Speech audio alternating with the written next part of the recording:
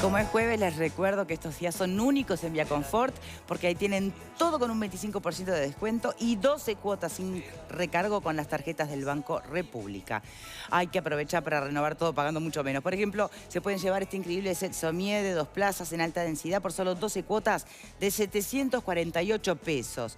Tiene sistema Active Protection, antibacterias, tiene aireadores laterales que te mantienen la espuma en la temperatura correcta. O puedes llevarte un Sommier de plaza y media en alta densidad también por solo 12 cuotas de 575 pesos. Dormí mucho mejor pagando mucho menos. Hay que aprovechar los jueves en Viaconfort. Llamen al 2507-3883.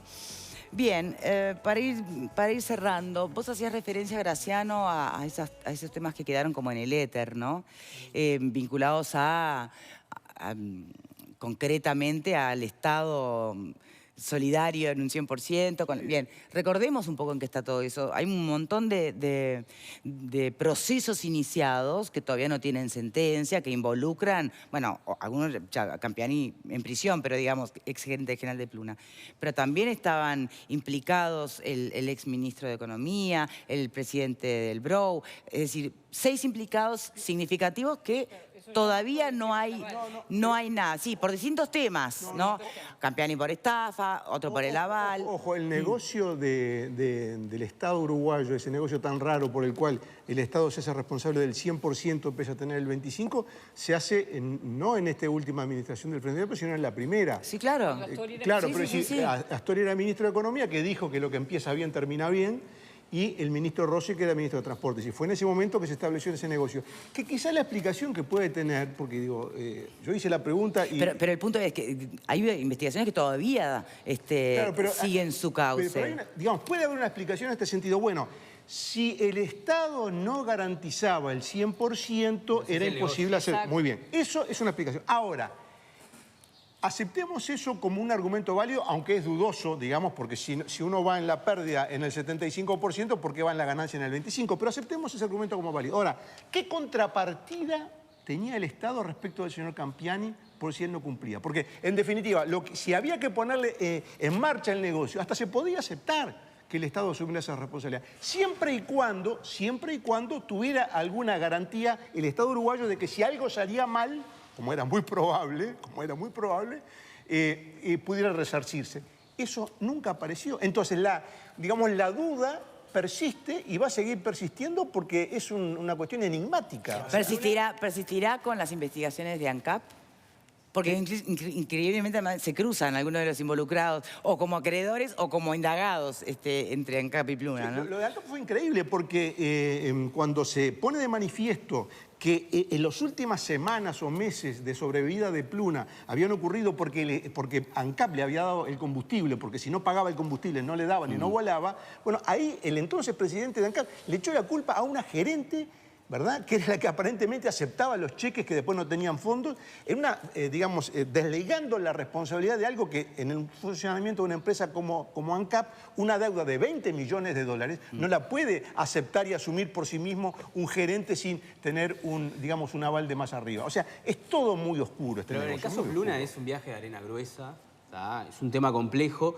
Yo creo que Uruguay pagó carísimo querer tener una aerolínea de bandera. Por eso la pregunta, si bien estamos hablando que tampoco a la SUI es directamente... No tenerla luego, ¿no? No, y pagó caro además querer defender los puestos de trabajo de los trabajadores en una Pluna que ya venía vaciada y fundida. Pero a mí hay una cosa que siempre lo pensé con respecto al caso Pluna, y es que Pluna le paga, el Estado uruguayo le paga a una consultora, tengo entendido que $1 millón para que haga un estudio en el cual termina diciendo que el mejor negocio era el de Campiani. Sí.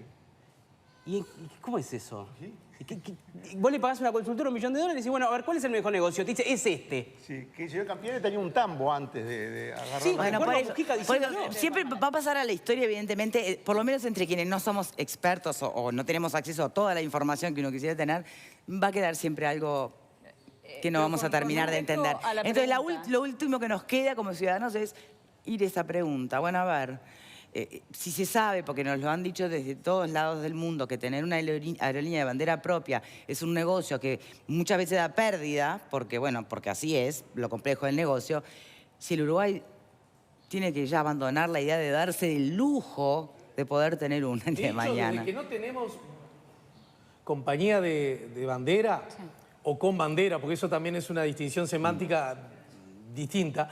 De hecho, la conectividad, excepto con Argentina en puente aéreo, no necesariamente empeoró. En algunos casos mejoró. Así que es un paradigma que por lo menos conviene estudiar. Una cosa aumenta, claro, te sale más caro, ¿eh?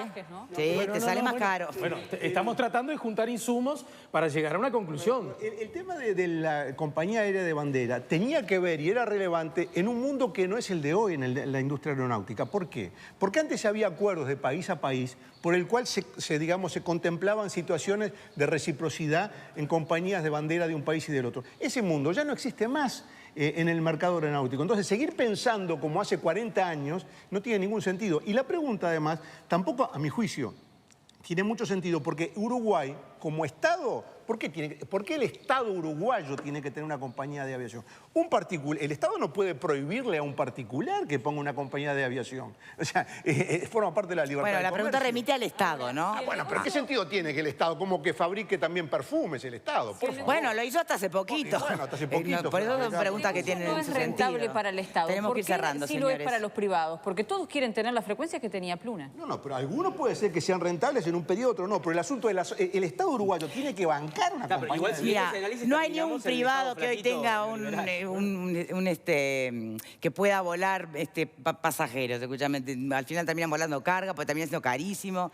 Es un negocio muy complejo. Los uruguayos tienen que financiar el pequeño grupo Pero no de se personas enoje, Graciano, ya no hay más, igual ya se acabó, ya porque está. es fundamental eso. ¿Por qué la mayoría del país tiene que financiar a pocas personas que viajan en avión? Repito, ¿por qué la mayoría de los uruguayos tiene que financiar a una minoría que viaja en avión? ¿Alguien me lo puede explicar? Victoria, creo que al pasar se dijo... Tenemos que cerrar, perdónenme, ¿cómo la votación? Bueno, ahí está, Al clarísimo. cierre, Victoria, 91% de quienes nos miran dicen que sí, que Uruguay debe renunciar definitivamente a una aerolínea de bandera y un 9% dice que no. ¿Alguna reflexión final, síndico de Pluna? No, Desde su perspectiva, yo entiendo, ¿no? Sí, sí, por supuesto. Evidentemente que el tema de Pluna ha sido traumático para la sociedad. Capaz usted pensó que veníamos acá a celebrar todo y vio que no era tan fácil. Se va como Mafalda. Vine a dar una buena noticia y me voy...